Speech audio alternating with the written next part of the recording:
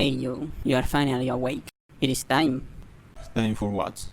Time for you to continue your journey. You must leave the village. I have taught you all I can. You have great power. You have great opportunity.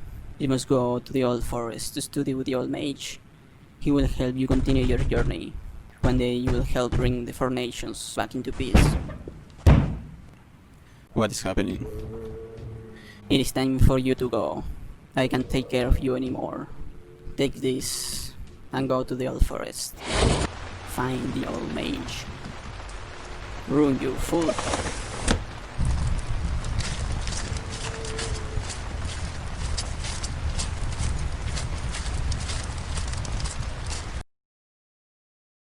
Blood, oil, gold, brains. Long ago, the four nations lived together in harmony. Then everything changed when the famine arrived. The farms along the river used to feed the cities and allow them to grow. People had leisure time that they used to develop high arts and science. But after 3,000 years of incredible abundance, the soil couldn't keep up and became less fertile.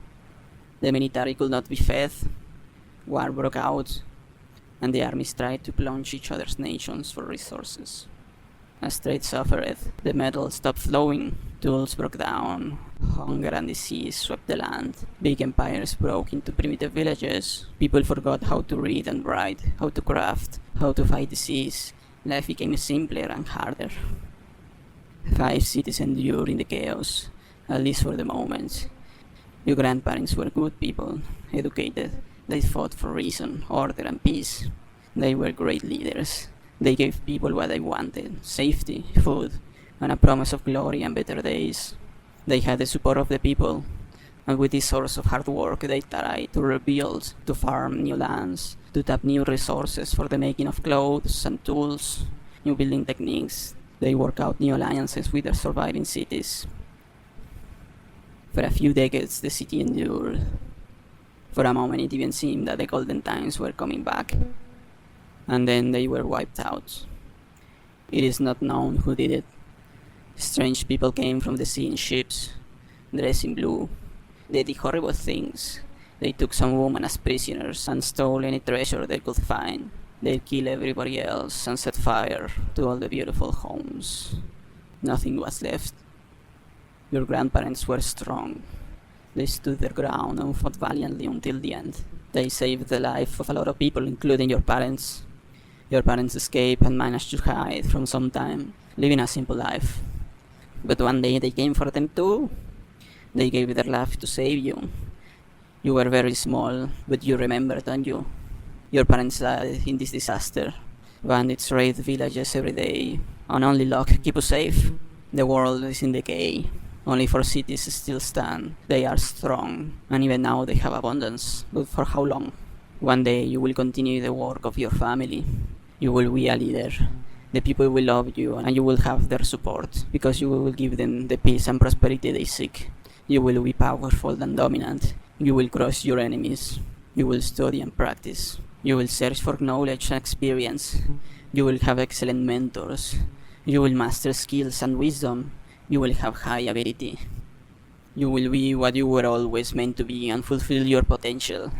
You will rule, unite the people, and bring order back. You will create an empire, and no one will hurt your family ever again.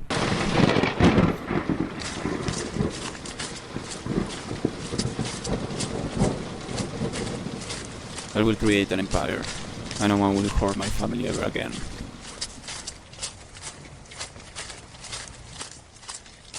Ohio, Sekai, good morning, world.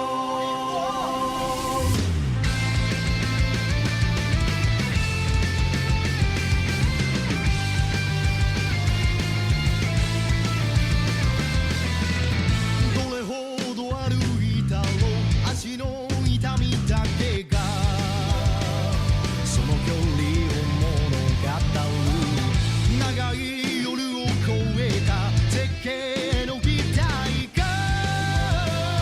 今日も生かしている神々の霊峰新緑のヒューレ屈の際を早急の果て踏破してみせる限界を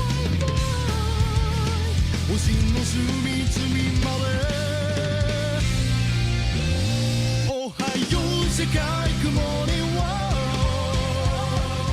不可能の闇を払って神話を日常に変えていくオルセイ一歩ずつ意志を深くちょうだこの歩みで世界を広げよう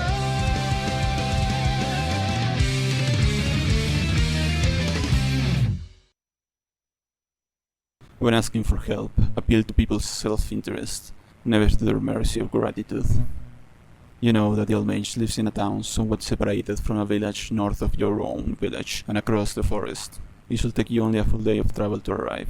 But first things first, you should stay focused on immediate threats if you want to survive. Naked and alert with adrenaline, you walk away from the village, deep into the forest. As you leave the menacing flames behind, light becomes more modest. With your body chilling the cold, you look up. Rain clouds cover the stars and the moon. Darkness is good for hiding, not so good for traveling. And even in autumn, it's already cold enough that a sprinkling rain could give you hypothermia. You spend the night running through a forest in the nude. You take deliberate steps, careful to not trip and break an ankle. Once you are in total darkness, under the cover of a tree and out of sight of the village, you stop. From your emergency backpack, you take out heavily traveling clothes and boots, and you put them on. You also take out a silver pentagram necklace, and you slip the chain over your neck. With a small effort of will, you make the 5-pointed star glow with a faint blue light. Having light and being able to see where you step mean you can walk a lot faster, maybe even run, but it also means it will be a lot easier for a gang of murderous bandits to spot you.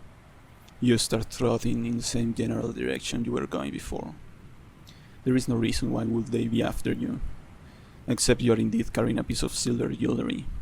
And of course, they could also be after slave labor. An educated slave could sell for a higher price. Not to mention they might have some even more nefarious uses for a supple young boy. Besides, there might be other people trying to escape into the forest, also hiding valuables that the attackers might want. You decide to run faster, holding your pentagram against your chest so it doesn't bounce around. You've heard that people that try to walk in a straight line but have their eyes closed end up walking in circles back where they started. If you really want to take a day to get to the Old Mage instead of 3, you need to find a way to orient yourself. Find north. It might be vital to warn the Old Mage village about the bandits, so they can keep watch. Hide if necessary, maybe even send someone to help any survivors of your own village. You didn't carry a compass, people around here don't know about magnets, so you couldn't find any. You need to find the Old Mage village fast. You need to find the north fast. As you go, you keep an eye out, trying to find anything that could give you indications of where you are and where to go. A few hours later, in a strange part of the forest, you eventually find a small clearing, with a big oak tree growing in its center, and a big boulder next to it. There is a big owl perched in one of the branches of the tree, and a little fox sitting on top of the stone. You walk closer to the oak, and looking up, you speak to the owl. Hello, I'm looking for the village settled in this forest. It should be someplace north of here. Could you please point me to the right direction? Thank you. As you speak, you notice the owl looking around at random fixed places, moving his neck in strange angles, maybe trying to see or to hear something unknown to you. Without ever looking in your direction, the owl answers. Oh, hello, Graham. I can tell you what happened. Oh, I know what happened to your village. I saw it all. Yes, I did, Graham. Oh. It seems confused, or perhaps you didn't understand him well, but the mention of your village makes your heart start to beat faster. Perhaps the owl can tell you something about the aftermath of the attack. My name is not Graham, but I would like to know what happened to the village if you can tell me. Also, I need your help, Mr. Owl. How many leagues away is the village north from here, and exactly in which direction? Oh, I'm happy to tell you, Graham. I need your help. Something terrible has happened. Oh, quick, I need your help, Graham. Do this for me and I will guide you to the village. Oh. For a fraction of a second you feel confused. Why is giving you directions connected to helping him? Why not just do both? Maybe the directions are complicated and his problem is urgent. Or maybe he's hurt and it's painful for him to speak. None of that makes any sense. Then you realize what he's implying and you get a little bit angry. The owl was putting pressure on you to make you do something. The owl could tell you what you wanted to know, but he was not going to, unless you did this for him. You immediately have a quick flashback. The last few years, Grandma tried to teach you everything she could that would be to your advantage. One time for 3 days she taught you about the Blood Nation, its culture, and how they studied the nature of power. She talked about banquets, formal dance parties, and the need to be polite, and how a good way to get yourself killed was acting like a savage among nobles, or like a noble among savages. Nobles were strong, civilized, very powerful people, all which meant that they had a lot of options, and good ones. Because of this, they were forced to be very polite with each other. You can pressure someone that has an abundance of options, that can walk away if he doesn't enjoy what you're doing. But people still wanted things from each other, so a culture of elaborate customs, rules, and rituals developed. It was all based around gifts and favors, and reputation. They couldn't pressure you if they wanted something, but they didn't have to hang out with you if they didn't want to, or if there was someone nicer, and nobody wanted to be rejected. It will mean loss of wealth and romantic choice, loss of options, loss of power. Nobody wanted to be left behind with old clothes and small struggling lands. This meant that gifts and favors had a value. The opportunity to make someone a favor was valuable. Giving someone the opening to make you a favor was a gift. Giving someone the opportunity to make someone else a favor was even a greater gift. If you didn't want to be in a position of debt, you will return the favors. If you didn't reciprocate the gifts, you gave others the power to tarnish your reputation. Rudeness, breaking a promise, telling a lie, were all attempts at taking power from someone, taking away their options of doing what they wanted, and to avoid others doing things to them. Taking power was impossible in a noble court. Meanness, entrapping people in bad commitments, and being deceiving was, on the other hand, something that nobles could become extremely proficient at. You could only entice, offer power, give power, in order to obtain more than you gave away. Anything else would be cause for war and violence, which was very rare and something nobody wanted. In contrast, your grandmother explained, people without power, fragile, fighting the wild, often did horrible things to each other. In scarcity, a piece of food can be more valuable than friendship, especially one with someone that eats and has no food to offer. In true scarcity, there was a set amount of resources, no more, and not enough, so people had to compete for them. There was limited water, limited food, limited shelter, limited love. Someone having more meant you having less. There was no creation of resources. The resource of knowledge was also limited. There were only so many ideas and so many skills. Time was also running out, unless you managed to get your next meal. And the way to get what you wanted was not to give others what they wanted, but it was to take from them. You could insult someone to show them they had no options, no power, and they needed to do what you wanted. You could trick them, lie to them. You could steal from them. If you were stronger, you could force them to give away what they had. Envy and jealousy were qualities, impulses that helped you survive. Greed, gluttony, anger, they all made sense. They all keep your belly full and your children alive. And so, in good times, most people fell in the middle, neither noble nor deprived. And they all develop skills that are effective for that particular environment.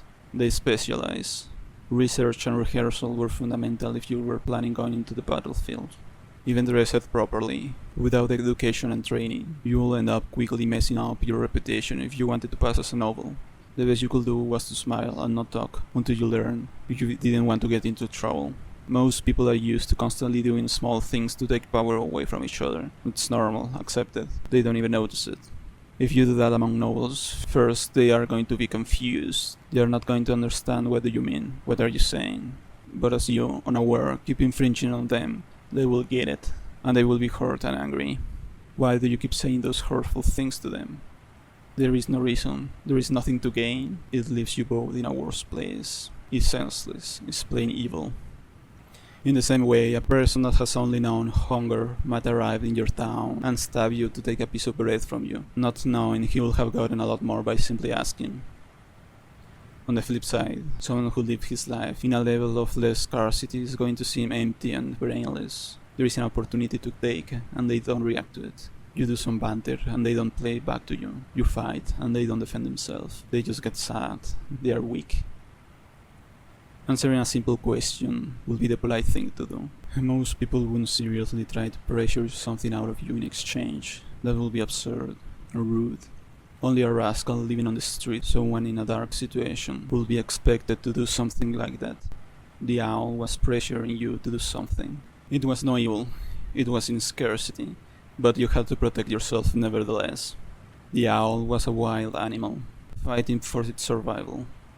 The wild is what humans fight. We store water and food, we build shelters, we build cities and became civilized. We stop the wild. You don't see old or sick animals in the wild. You only see strong animals or dead animals. A village was needed to get the benefits of having old people. The owl didn't have a village, but now you didn't either. You couldn't just walk away and ignore the owl. Not having power means being in danger. Not having good options, not having resources. The owl had something you wanted, and that gave him a little bit of power, and he was going to hold on to it. The owl wanted to make an exchange for the knowledge. This was a negotiation. What do you want me to do exactly? Oh, there are holes in the ground. I want you to fill them. I want you to fill them with soil, because they have to be filled. Small holes. Walk to them, fill them, and fill them. I will guide you. A negotiation was more Blood Nation business. Your grandma was not a Blood Nation citizen. She only taught you an overview. General ideas. There was no practice. There are a few steps to negotiate correctly, but you didn't remember them. There was something about creating space for yourself instead of immediately reacting with your natural emotional reactions. Create time so you could make good decisions. There was something about knowing your best alternative to the negotiation, right? Knowing what you could do on your own if you didn't get to an agreement. That allows you to walk away from the negotiation if the offer wasn't good enough. And yes, you should find ways to make the pot of gold bigger for both interested parts before discussing how you are going to divide it. And there were 30 or more steps that you didn't remember at the moment. Your best alternative was to keep walking until you could get out of the forest in a day or two, find a road and circle back to the old wizard's village. Take an extra day to get there, and get very thirsty in the process. Maybe you get lucky and find a way to get there early, but that was no safe bet. Maybe you find water or food in your path, or maybe not. Maybe you die of cold while you stop a few hours to sleep. The owl was there in expectant silence, still waiting for your answer as the seconds passed. A way of creating time was asking questions. Very well then. Why do you want to fill the holes? Fill the holes, yes, because I hunt mice, yes. Humans hate greedy mice, and they use the holes to escape. Winter is coming and I need to hunt a big juicy rat before it's too late. With these escape holes I have not been able to hunt. Okay, that makes sense. By helping the owl, you might be upsetting some minds, but they were a plague that often ate crops, so you weren't very troubled by the moral dilemma of taking sides. It seemed like a good deal. What was the other thing you were supposed to do? Make the cake bigger before dividing it. Creatively think if there is more you have to offer to each other. This makes the negotiation easier, more promising to the other part, so it's more likely to accept quickly. Also, if they receive more, that makes you valuable for them. They might want to please you in the negotiation for future gain. They might want to become an ally, a friend. Friends repeatedly generate value for each other. So what can you offer the owl with little cost for you and big benefits for him? Or can you make the deal bigger? A few seconds go by as you try to think. Your mind is blank. And then a few more seconds. And you realize you are cold and damp and anxious and sad and exhausted after the adrenaline rush of a few hours ago. Your brain is not very creative at the moment, and you don't have experience to rely on to come up with something. Maybe you can take a shortcut, skip steps and just accept the owl's proposal as it is, not doing a proper negotiation, not doing things properly just this time. But even just accepting as it is, you have problems to solve. How do you know the owl is going to keep his word, instead of just asking more things from you? Well, if he breaks his word, then you are not going to do more work for him. so he has nothing to gain by keeping the information, and it could be dangerous for him. You could throw a rock at him or something. So after you do the job, it's easier for the owl just to tell you. And that's good enough for you. Feeling a little guilty rush of impulsiveness, you speak to the owl. I accept. These burrows that need to be filled, where are they? In the small clearing right next to this one. That way. He points to your left direction with his claw. Fill them and come back. Thank you, my friend.